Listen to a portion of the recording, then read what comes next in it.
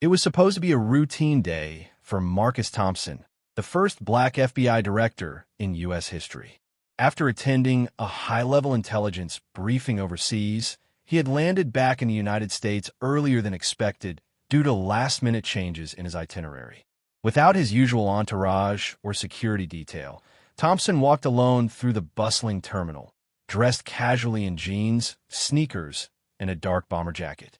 His badge and credentials were tucked safely inside his carry-on bag, a decision he'd later regret. As Thompson approached the TSA checkpoint, two officers from the airport's private security force stopped him abruptly. One officer, wearing mirrored sunglasses and gripping his belt holster, demanded, "Sir, we've received reports of a suspicious individual matching your description. Please step aside." Thompson frowned, but complied, assuming this was some sort of standard protocol. He began explaining, "I'm actually—" Before he could finish, the second officer cut him off sharply. "We'll ask the questions here," she snapped, her tone dripping with hostility. Her partner added, "Hands where I can see them." For a moment, Thompson froze. Despite decades of experience navigating tense situations as both a field agent and bureau chief, nothing could have prepared him for this surreal confrontation. Here he was, the head of the Federal Bureau of Investigation, being treated like a common criminal, all because of the color of his skin. Things escalated quickly. When Thompson reached into his pocket to pull out his phone, intending to call his assistant, the officers interpreted the motion as a threat. They tackled him to the ground, handcuffing him roughly while bystanders looked on in shock. Someone shouted, "That's the FBI director," but their voices were drowned out by the commotion. Thompson remained eerily calm throughout the ordeal, even as the metal cuffs dug into his wrists. Years of training kicked in, reminding him not to resist or retaliate. Instead, he focused on observing every detail.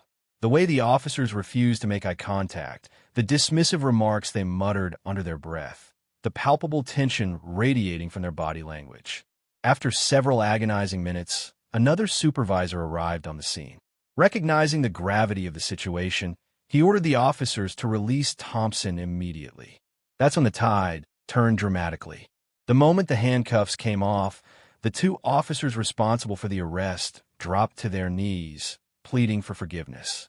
Their earlier bravado vanished, replaced by sheer panic. "Director Thompson, please forgive us," one stammered, tears streaming down his face. "We didn't know it was you."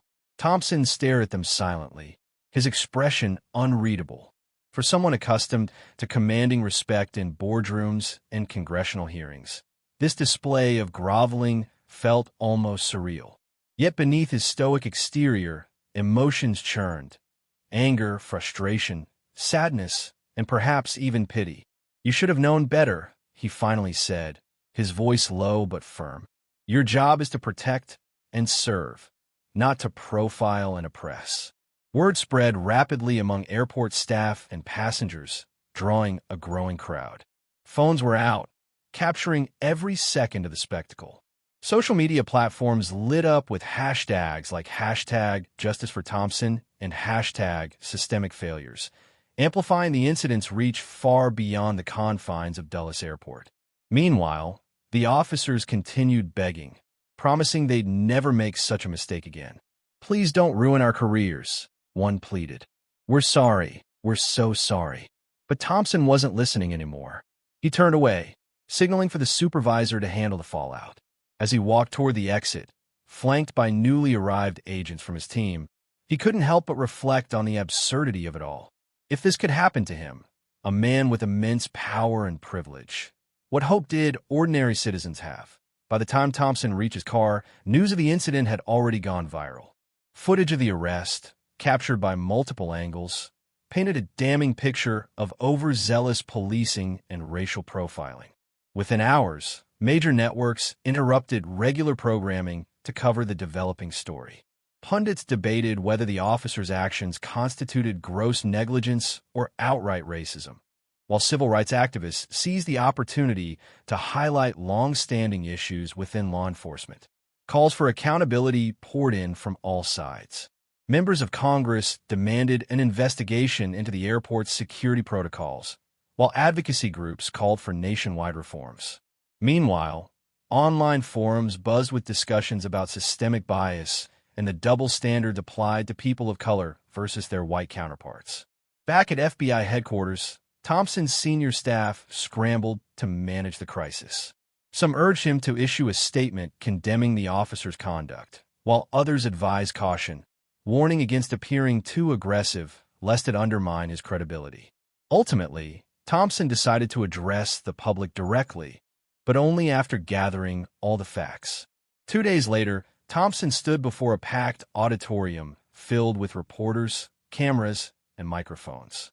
Flanked by members of his executive team, he delivered a measured yet powerful speech that left no room for ambiguity. "What happened to me at Dulles Airport was not an isolated incident," he began, his voice steady but tinged with emotion.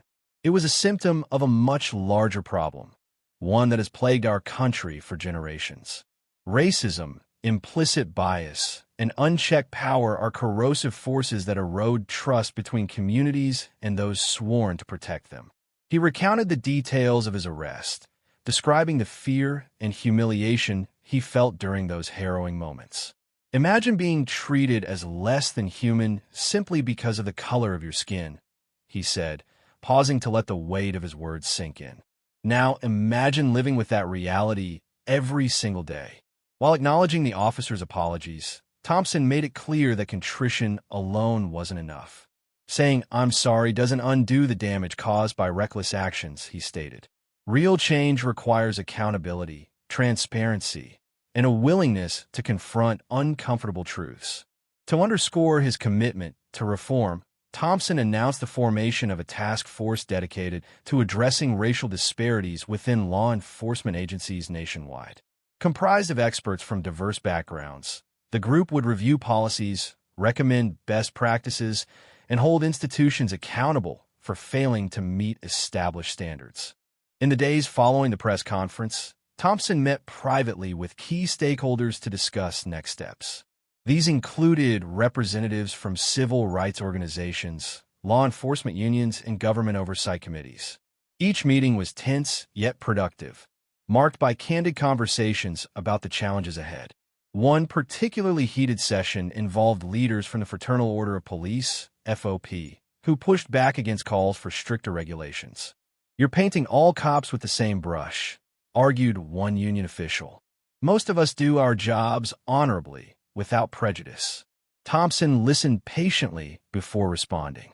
"I'm not denying that many officers serve with integrity," he conceded.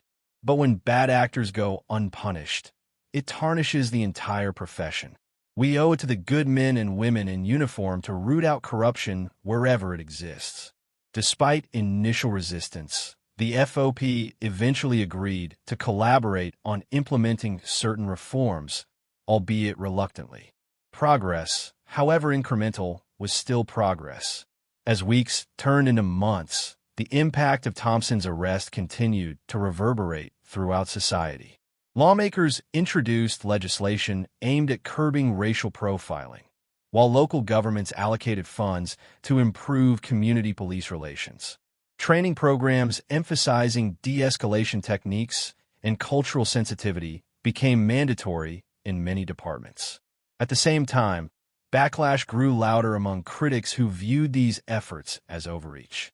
Conservative commentators accused Thompson of exploiting the incident for political gain, while some rank-and-file officers complained about increased scrutiny making their jobs harder. Through it all, Thompson remained steadfast in his mission. Whether testifying before Congress, speaking at town halls, or engaging with grassroots activists, he consistently emphasized the importance of perseverance. Change wouldn't come overnight, but each small victory brought hope for a brighter future.